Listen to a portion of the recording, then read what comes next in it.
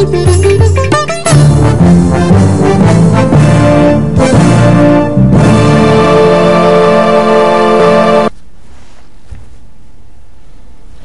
there, good evening and a warm welcome. This is RupEng-News. Hello there, very good evening indeed. I'm Shah Maslinis. And I'm Indra Jayasuriya. President Mahinda Rajapaksa has emphasized that misconceptions about the motherland should be removed from the minds of the children during the schooling stage itself. He said that it is essential for the sustenance of the motherland and for national development. The President made these comments participating in the prize-giving function of the Dharmashoka Mahavidyalaya in Ambalangoda. The Dharmashoka Mahavidyalaya of Ambalangoda, started by Mudaliya Thomas de Silva in 1913, has completed 100 years. At present, the school has a student population of 5,000. This is the first time a head of state has visited the school. At the function held today, 23 students who excelled in various fields during the last few years were presented with awards.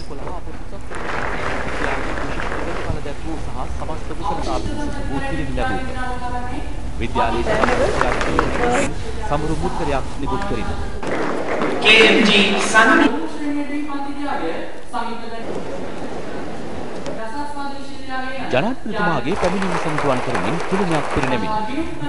රට ගැන අපාලු කිරීම කාලයේ සිසුන් නමතමින් පැවසීය. නැතම් police ශ්‍රී ලංකාව ලොව නරක රටක් ලෙස හොවා දැක්වීමට උත්සාහ දරති. A first day cover was issued in commemoration of the centenary of the school. A monument was also presented marking the visit of the President to the school. The President, addressing the students, said that the time has come to think new about the country. Some people have said, or rather, some people are attempting to portray Sri Lanka as a bad country. The President said that it is the responsibility of all those who love the motherland to tell the world about the greatness of the country and refrain from exposing only about the shortcomings in the country.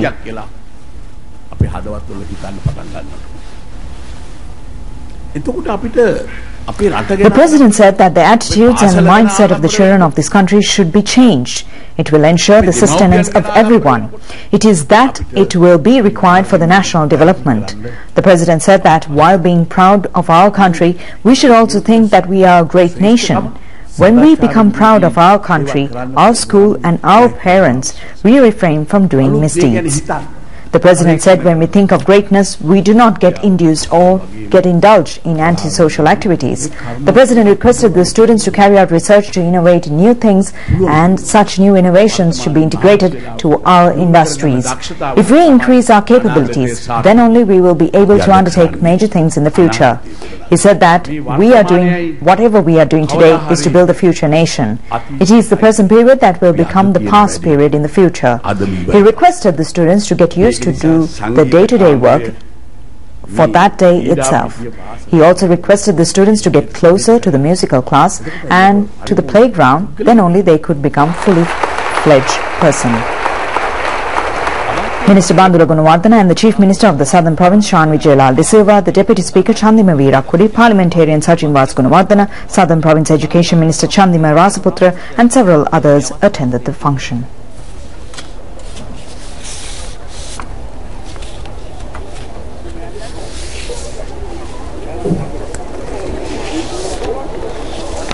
In the meantime, debris of the Lion Air passenger aircraft has been recovered from the Iranathiu Sea area. The aircraft was destroyed by a missile attack carried out by Tiger terrorists 15 years ago.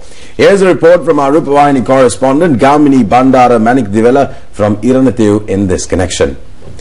RupEng correspondent Gamini Bandara Manikdivela said that a group of students of the Bosco School were scheduled to come to Colombo in the ill-fated Lion Air flight. However, it had been postponed at the last minute, and on that day 48 passengers and 7 crew members joined the flight. LTT Kader, under custody now, told the Terrorist Investigation Unit that he waited until the flight took off and the missile attack was carried out from the Iranathiu island. The Tamil Guardian website published from London, however, said that the aircraft crashed due to a technical error.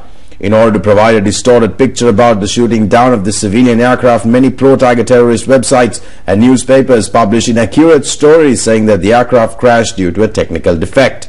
The operation for taking out the debris began this morning. Divers have found parts of the engine, dressers of the passengers, 3 tires of the aircraft and a stethoscope, which shows that there was a doctor amongst the passengers. The Tiger terrorists were brutally murdering the innocent civilians, misleading the international community. By directing an attack on the Lion Air flight, they also carried out a violation of human rights, and although belatedly the atrocities carried out by the Tiger terrorists are becoming evident, they have brutally murdered civilians of this aircraft on the 29th of September 1998. After a period of 16 years, their atrocities have become exposed. The recovering of debris was carried out in the presence of the Kilinochchi magistrate.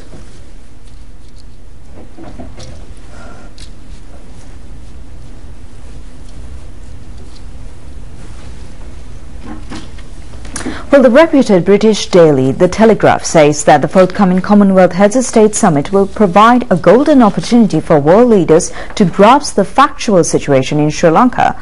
The Daily also states that the British Prime Minister David Cameron would certainly participate in the summit. The pro-Tiger terrorist groups are exerting pressure on countries such as Britain, Canada and Australia to boycott the Commonwealth Heads of State Summit. The Australian Prime Minister, Mrs. Juliette Gillard, has already confirmed her participation in the summit. The Daily Telegraph states that the British Prime Minister David Cameron has decided not to bow down to the pressures being exerted to boycott the summit. Queen Elizabeth functions as the chairperson of the Commonwealth, which is composed of countries from the old British colonies. The Telegraph newspaper warns that the boycotting of the summit, a conflict situation will arise between the British government and the Buckingham Palace. A large number of world leaders will attend the summit to be held in Sri Lanka in November. The summit would enable the world leaders to get enlightened about the progress being achieved by Sri Lanka. The Daily Telegraph also reports that the British Prime Minister is desired to see the factual situation of Sri Lanka during his visit. On to development stories, construction work of the Northern Highway will commence in the latter part of this year. This will be the 3rd expressway in Sri Lanka. The Northern Expressway is an expeditious project under the National Highways Development Plan. The estimated cost of the project is $4 billion. The expressway will start from Vattala and Deramulla area of the Colombo-Katunayake Expressway. Suitable land area for the expressway have been identified and the project will be constructed in 4 stages. Under the first stage, it will be constructed from Deramulla to Ambepussa via Gampaha town and Mirigama. The second stage will be constructed from Ambepussa to Kurunagala via Dambadeniya, Dampalassa and Uhumia. The third stage will be constructed from Ambepussa to Kandy via Rambukkana, Pinnavala, Hataralayadda, Galagedara and Haddeniya. The fourth stage has been planned to be constructed from Kurunagala to Dambulla via Maspota. A highway through Maspota, Vellava, Kumbukweva to Gorakala will be constructed and will be extended up to Dambulla via Kurunagala. The project director LVS Veerakon said that the plans of the expressway from Dambulla to Hambarana is now in progress. The main objective of the project is to increase transport facilities from Colombo to Jaffna and minimize transport congestion in many of the main towns. The other objects include tourism development and facilitation of imports and exports. Well, the World Bank has said that unemployment in Sri Lanka is in its minimum level compared to other countries in the world. The GDP growth rate of the country is also expected to exceed 7%. The government took action to fill many vacancies in the public sector since the year 2005. 46,000 graduates were recruited to the public service by the year 2006. In the year 2012, another 51,000 received employment. The graduates are being recruited on an annual basis as trainees, and they will be confirmed with permanent positions after the completion of a training period of 1 year. The government also recruited a large number of personnel for teaching, police, medical and other sectors. An open examination was held today to fill 4,000 vacancies in the Gram and Niladhari service. As per the World Bank report, compared to the developed countries, the unemployment in Sri Lanka has fallen to 3.9%. Taking a look at world markets, the unemployment percentage in the Eurozone has increased significantly.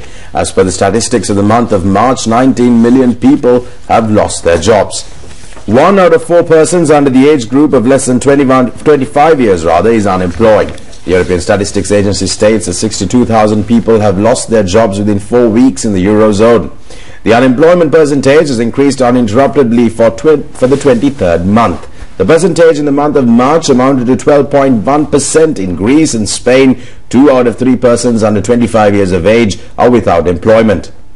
Public protests against the prospective governments throughout the Eurozone are multiplying due to slashing of welfare facilities as a rescue measure for the economic crisis. And another story is the Seema Malake of the Madhu Ganga that had been constructed for the Upasampada discipline of the Amarapura Mahanikaya has been reopened after renovations. It has been named as Swajit Malika, Seema Malika, and is situated near the Kappinavalava of Balapitiya. The Pinkam ceremony was held today under the patronage of President Mahinda Rajapaksa. The dilapidated Seema Malake was renovated at a cost of 6.5 million rupees by the Southern Provincial Council. The Seema Malake has facilities for 200 members of the Mahasangha, and the electric network of the Seema Malake does not connect with the land. At today's function, the offering of the title of Mahanayak of the Amarapura Sri Saddhammavansa Mahanikaya to the Venerable Ahungalle Sri Sila Visuddhi Anunayaka Thero was done. The Sannas Pratraya in this connection was presented by the Mahanayaka of the Amarapura Nikaya, the Most Venerable Agga Mahapandita Daulderanjani Thero. The President presented a monument to the Venerable Sri Sila Visuddhi Thero, and a monument was also presented to the new Mahanayaka of the Amarapura Swajit Mahanikaya, Venerable Kosgoda Saranankara Thero. Several people's representatives attended the function. The President also vested with the Mahasangha today the new 3-storied Bhikkhu hostel of the Batuanghena Sri Sudarshana Rama Ancient Mahavihara in Alpitiya. This hostel has been constructed by the Chief Sangha Nayaka of the Kalutara Bentara zones, Venerable Batuanghene Sri Buddharakita Thero, as remembrance of their parents at a cost of 40 million rupees.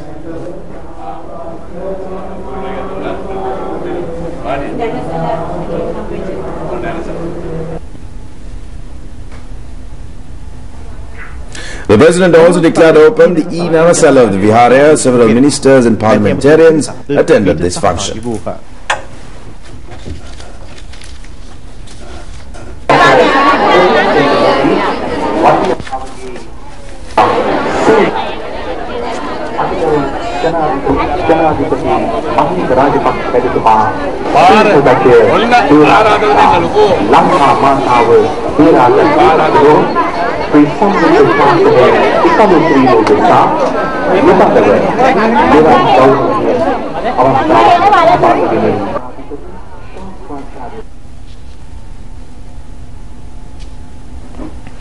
Well, the renovation of 6,000 schools will end tomorrow. The project was started under the Ministry of Economic Development during the month of January. Schools in the difficult areas were selected for this project. It included 5,000 primary schools and 1,000 secondary schools. 5,000 rupees were allocated for each school. The people of the area contributed labour for these renovations. The project was implemented under 2 stages. Under the first stage, 1,678 schools were renovated and 3,322 were renovated under the second stage. Attention was focused mainly on repairing the buildings, construction of the security fences, construction of the parapet walls, gates and access roads. The objective of the project is to curtail the students getting induced to go to popular schools. Significant appreciation has been received for the Punchiape Nalamihira program jointly organized by the Ministry of Education and Sri Lanka RupEng Corporation. Under this program, a series of seminars are being held targeting the Grade 5 scholarship examination. The first stage of the program centered the Central Province. The third seminar in the series was held today at the Marasana Primary School in Kandy. It was organized by the Chief Minister of the Central Province, Saratheka Naika. Sri Lanka RupEng Corporation distributed model papers to the students, and Talatoya Junior School has been selected for the 4th seminar under this series. The 5th seminar will be held at Mamaya Girls School in Kandy. Well, the hair relics of the Lord Buddha brought from Bangladesh has now been expositioned at the Veluvanarame of Navalapitiya. The exposition commenced today and will be held until 10 p.m. tomorrow. The relics was brought to Sri Lanka on a request made by Prime Minister D.M. Jayaratne. The relics were taken to Sri Lanka Kavishwara Veluvanarame in Navalapitiya by air this morning from the Hunupitiya Gangarama Vihara in Colombo.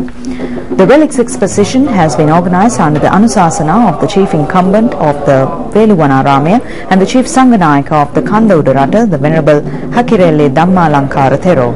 Prime Minister D.M. Jayaratne and Minister Mahindanand Alutkamge joined the procession that carried the relics to the Vihara.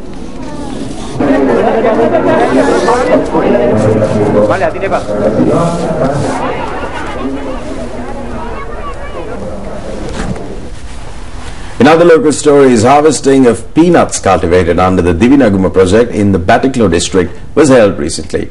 The harvesting ceremony was held under the theme of Let Us Cultivate and Build the Nation under senior lecturer M.F. Bufida. Several government officials attended this function.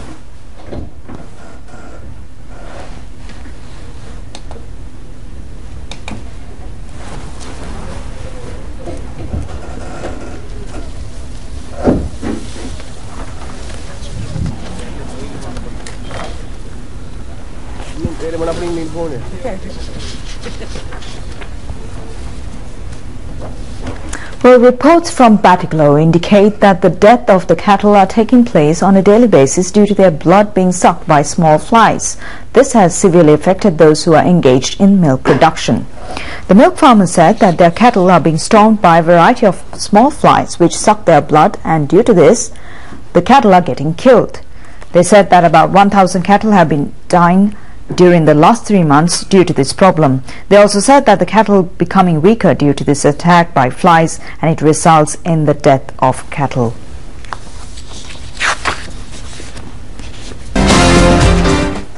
Welcome to Sports News on RupEng-News, and I'm Kasun Segera.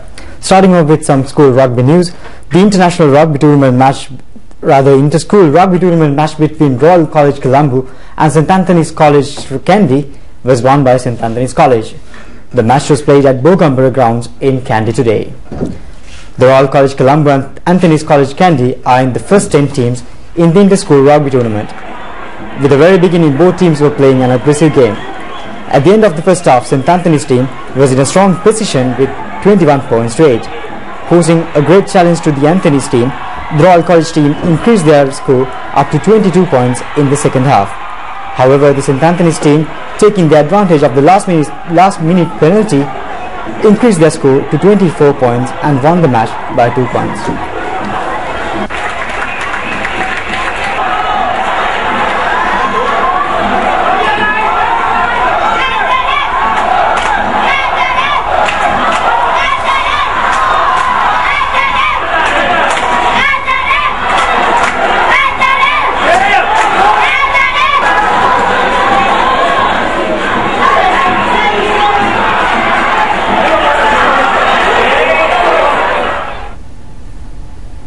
Well, with sports news, we wrap up today's bulletin of RupEng News. Thanks a lot for joining us. Good night.